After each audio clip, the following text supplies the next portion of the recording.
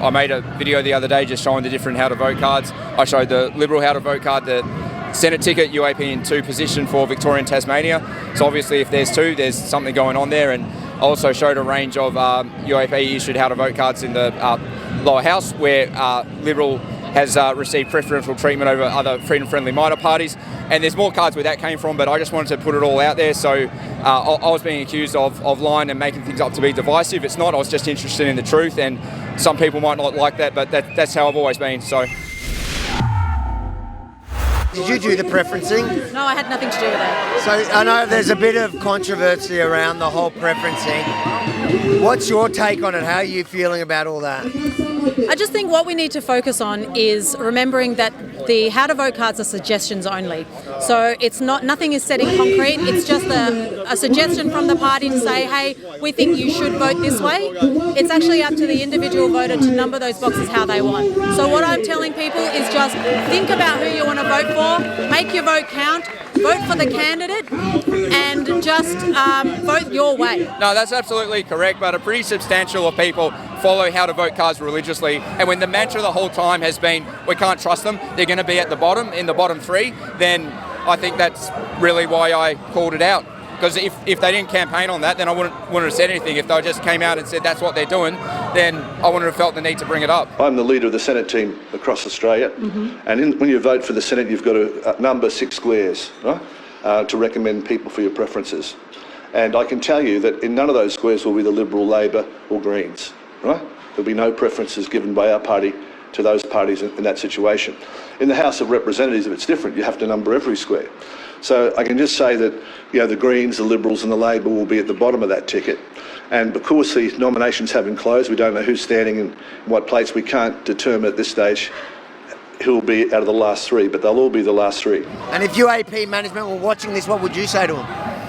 Oh, well, I'd say something to the effect of, we've been through a lot of pain and suffering here in Victoria.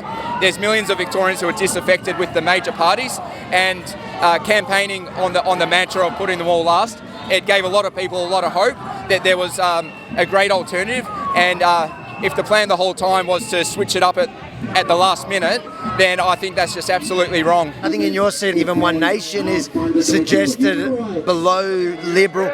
Do you know why? Have you been told? I do know why.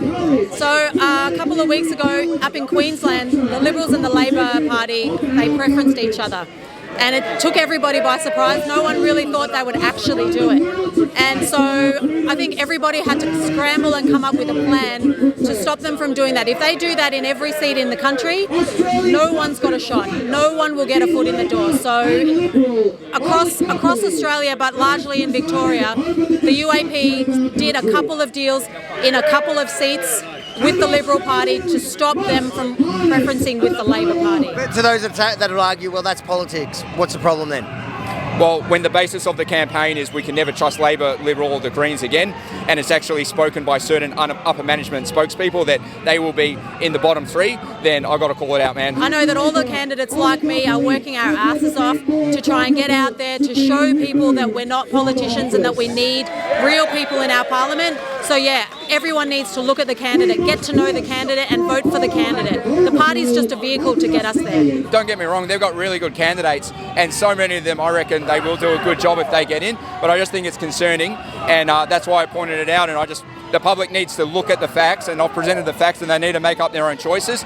Still, absolutely, I reckon UAP should be above the major parties when people do their voting, but it's up to the individual voter, and this is something that people should probably consider. I'm not very happy.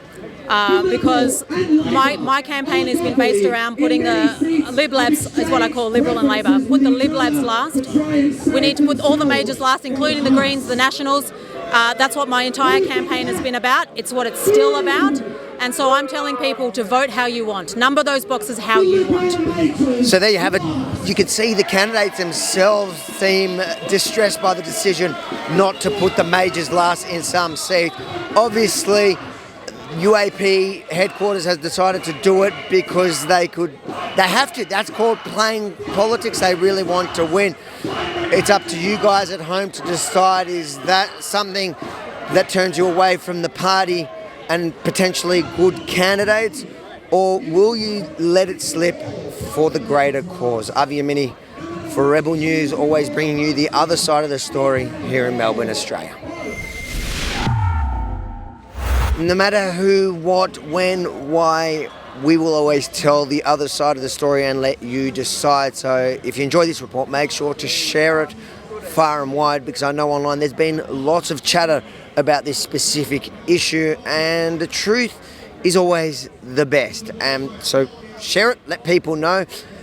And if you enjoy our honest and fair election coverage, head over to ozdecides.com, see what else is there, and consider pitching in to cover the cost. ozdecides.com. We can only do this with your generosity.